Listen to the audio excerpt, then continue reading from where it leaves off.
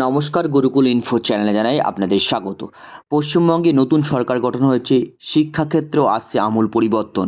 ইতিপূর্বেই জাতীয় শিক্ষানীতি পশ্চিমবঙ্গে ইমপ্লিমেন্ট হয়েছে, শিক্ষা ব্যবস্থায় নতুন ধরনের অনেক কিছু দেখা যাচ্ছে।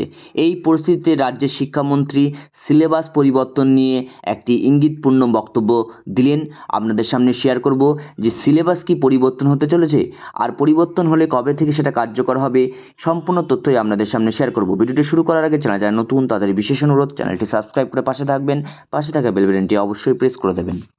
আনন্দবাজার পত্রিকার কাটআউট, স্কুল সিলেবাসে আমূল বদল, 2028 শিক্ষাবর্ষ থেকেই চালু হবে নয়া পাঠ্যসূচি। গত বৃহস্পতিবার বিকাশ ভবনে স্কুল শিক্ষামন্ত্রী দীপক বর্মন সাংবাদিক সম্মেলন করেন। সেখানে তিনি জানান যে আপাতত সিলেবাসে পরিবর্তন হচ্ছে না, শুধুমাত্র পরিমার্জন হচ্ছে। 2028 সাল থেকে শিক্ষাবর্ষে সিলেবাসে যে আমূল পরিবর্তন হবে সেটাই তিনি জানান। তিনি আরও জানান, প্রথম শ্রেণী থেকে একদম দ্বাদশ শ্রেণী পর্যন্ত সব ক্লাসের পাঠ্যসূচিতেই বদল আসবে। জাতীয় শিক্ষানীতি মেনে সেই সূচি তৈরি হবে, তবে কোন অধ্যায় বাদ পড়বে, কোনটা সংযোজিত হবে, তা সিলেবাস কমিটি উপরই ছাড়া হচ্ছে। আপনারা দেখেছেন ইতিপূর্বেই সিলেবাস কমিটি তৈরি হয়েছে।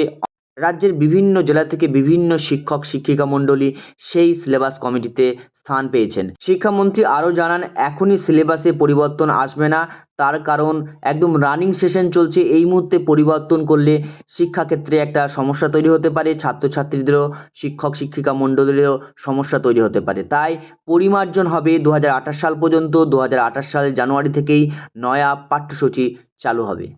এছাড়া বর্তমানে শিক্ষাক্ষেত্রে সারপ্লাস টিচার এবং উদ্বৃত্ত শিক্ষকদের বদলি, সেই বিষয়ে তিনি মত প্রকাশ করেন। পাশাপাশি একদম ইউনিফর্ম নিয়েও তিনি তার গুরুত্বপূর্ণ মতামত জানান।